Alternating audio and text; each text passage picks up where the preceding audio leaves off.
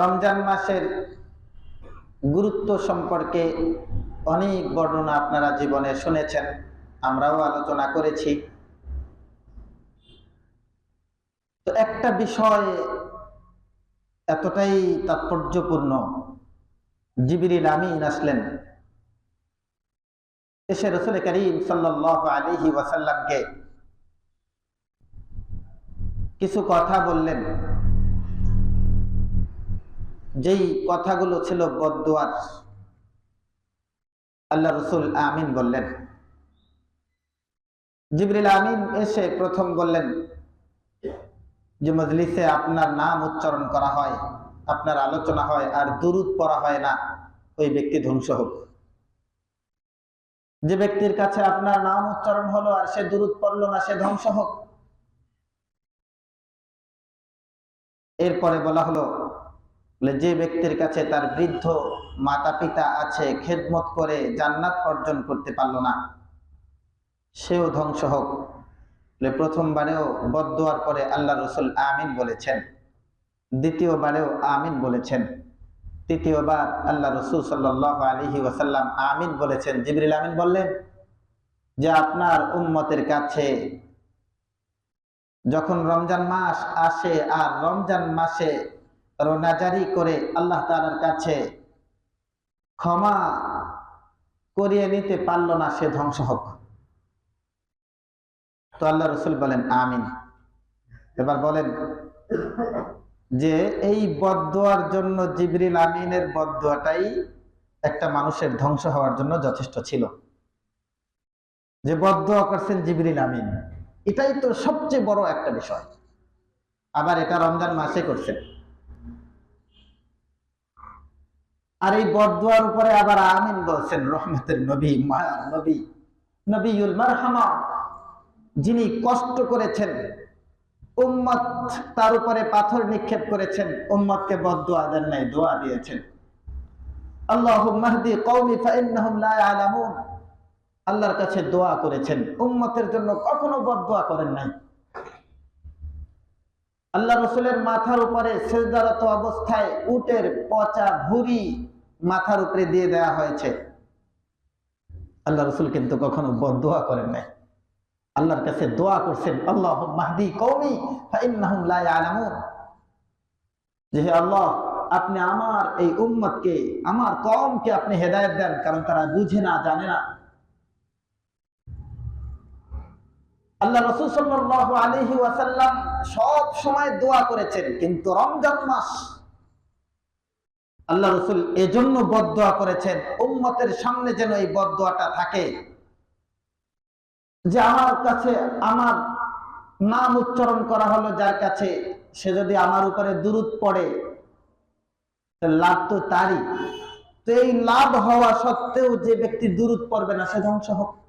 আল্লাহ রাসূল বলেন, মান সাল্লা আলাইয়া ওয়াহিদান সাল্লাল্লাহু আলাইহি আশারা রাহমা, যে ব্যক্তি আমার উপরে একবার দুরূদ পড়বে, আল্লাহ তাআলা তার উপরে 10টা রহমত বর্ষণ করেন। সুবহানাল্লাহ। বলে এক একটা রহমতের পরিধি কত বড় হতে পারে? বলে একজন মানুষের সারা জিন্দেগির আল্লাহ তাআলা হালাল রিজিকের ব্যবস্থা করে দিতে পারেন, এটা একটা রহমত। বলে একটা রহমতের পরিধি কত বড় হতে পারে যে আল্লাহ তাআলা তার সমস্ত লাঞ্ছনা থেকে আল্লাহ তাআলা সারা জীবন তাকে অক্ষুণ্ণ রাখবেন। আল্লাহ রাব্বুল আলামিন তাকে সমস্ত প্রকার হারাম থেকে বাঁচায় রাখবেন। আল্লাহ রাব্বুল আলামিন তাকে কারো কাছে মাথা নত করবেন না। তো এক একটা রহমতের পাওয়ার যদি এরকমের হয়, একবার দুরূদ পড়লে আল্লাহ তাআলা যদি তার উপরে 10টা রহমত বর্ষণ করেন, তাহলে সে যদি এটা না করে তাহলে ও তো ধ্বংস হবে। বলে যে ব্যক্তি মাতা পিতাকে পাইলো আর খেদমত করলো, আল্লাহ তাআলা সন্তুষ্ট হয়ে যান। রিজা রাব্বি ফি রাজাল ওয়ালিদাইন ওয়া সাখাতুর রাব্বি ফি সাখাতিল ওয়ালিদাইন।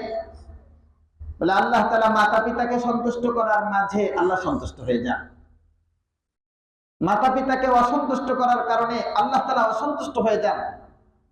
এজন্য আল্লাহ তাআলা যাদের সন্তুষ্টি হওয়ার মধ্যে আল্লাহ সন্তুষ্ট হন, তাকে সন্তুষ্ট কেন করবে না? যদি না করে ও ব্যর্থ হয়, ও ধ্বংস হোক।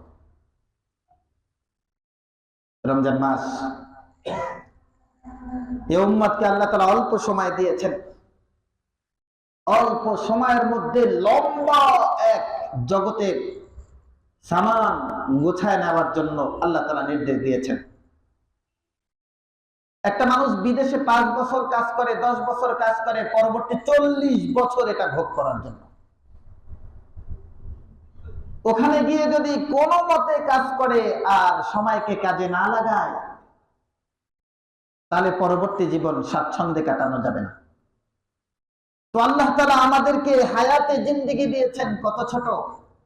আমরা যেই জিন্দেগিতে যাব, যেখানে ভোগ করব, দুনিয়া হলো দারুল আসবাব, এখান থেকে যে যতটুকু গুছিয়ে নেবে, আর আখিরাত হলো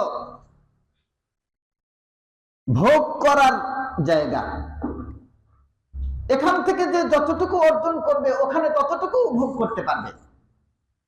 তো আল্লাহ রাসূল এজন্য বদদুয়া করেছেন, রমজান মাস অল্প সময়ে প্রত্যেকটা দুনিয়াবী দৃষ্টিকোণ থেকে মানুষ অর্জন করার, উপার্জন করার কিছু কিছু মৌসুম থাকে।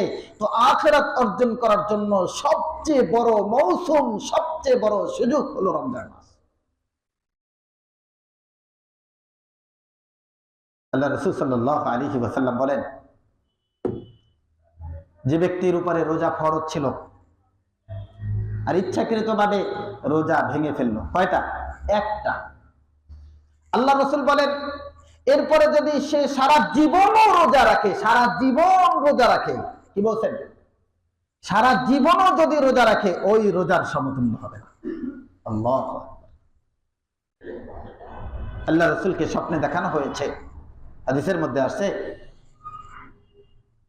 যে পা উপরে দিয়ে লটকায়া বাঁধে রাখা হয়েছে, এরপরে চোয়ালের গোশতগুলো খুঁচে খুঁচে বের করা হচ্ছে। আল্লাহ রাসূলকে জিজ্ঞাসা করল, ইয়া রাসূলুল্লাহ, এটার ব্যাখ্যা? তো আল্লাহ রাসূল বলেন, আমার উম্মতের মধ্যে যারা রমজান মাস ইফতারির পূর্বেই রোজা ভেঙে ফেলেছে, রোজা রাখেনি, রেখেও ভেঙে ফেলেছে, এরা হলো তারা। মানুষকে উল্টা পায়ের সম্মুখে বাঁধা, এটাই তো একটা অপমানজনক।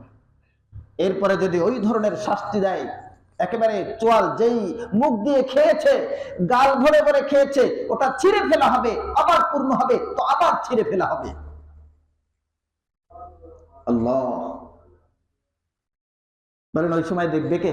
বলে এখন কে দেখে? বলে এখন সর্বোচ্চ দেখলে, আমাকে বেইজ্জতি করলে সভাপতি, সেক্রেটারি, এই এলাকার মানুষজনই তো দেখবে, যাদের সামনে আমাকে একটু সম্মান করেন আপনারা। বলে ময়দানে মাহশারে আল্লাহ রাব্বুল আলামিন এমন এক জায়গায় মানুষের আমলগুলো উন্মোচন করে দেবেন, যে জায়গায় শুধুমাত্র আমাদের দৃষ্টিতে এলাকা মহল্লার মধ্যে যত মানুষ, এতটুকুর মধ্যে সীমাবদ্ধ থাকবে না। প্রত্যেক নবীর ভালো ভালো উম্মতরা থাকবেন, শ্রেষ্ঠ উম্মতরা সেখানে থাকবেন। আমাদের নবীর উম্মত সর্বশ্রেষ্ঠ মানুষ, আমাদের এই উম্মতের মধ্যে সর্বশ্রেষ্ঠ উম্মত আবু বকর সিদ্দিক রাদিয়াল্লাহু আনহু সেখানে থাকবেন, ওমর রাদিয়াল্লাহু আনহু থাকবেন, আলী রাদিয়াল্লাহু আনহু, উসমান রাদিয়াল্লাহু আনহু, সকল সাহাবা, তালহা, জুবাইরের মতো মহান ব্যক্তিত্বরা সেখানে থাকবেন, সমস্ত নবীরা থাকবেন। আমরা যার সুন্নাত মানি, যার আদর্শ মানি, তিনি সেখানে থাকবেন। যার ভালোবাসায় জামা পরি, সুন্নতে জিন্দেগি যাপন করি, যার আদর্শ অনুসরণ করে আহার করি, ইনকাম করি, ব্যয় করি, বলে তিনি সেখানে থাকবেন। কিছু মানুষ দেখেন যে আমি যে অপরাধটা করেছি আমার আব্বা যেন জানে না, বলে আমার স্যার যেন জানে না, আমার ভুলটা হয়ে গেছে, কোনোভাবে দেখেন একটু মাফ করে দেওয়া যায় কিনা, উনি যেন না জানে। বলে সবচেয়ে সম্মানিত ব্যক্তিরা সেখানে থাকবেন, আর তাদের সামনে যদি আমার গুনাহগুলোকে প্রকাশ করে দেওয়া হয়, সেদিন আমার ইজ্জতের কি হবে? খাফিদাতুর রাফিআ, সেদিনকার কাউকে করা হবে সমুন্নত, আর কাউকে একেবারে নিচু অপদস্থ করা হবে। আল্লাহ রাব্বুল আলামিন আমাদের এই রমজান মাসের রোজা কেউ যেন ইচ্ছাকৃত না ছাড়ি।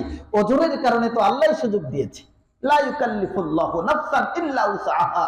আল্লাহ তাআলা কারো সাধ্যের বাইরে কোনো ইবাদত চাপিয়ে দেন না। বলে ওয়া ইন কুনতুম মারদা, যদি কেউ অসুস্থ হয়, আও আলা সাফারিন, অথবা সফরে থাকে, ফাইদ্দাতুম মিন আইয়ামিন উখর, সেজন্য অন্য আরেকদিন রোজা রাখে। এই সুযোগ তো স্বয়ং আল্লাহ দিয়েছেন, এরপরে আর কি সুযোগ চাই?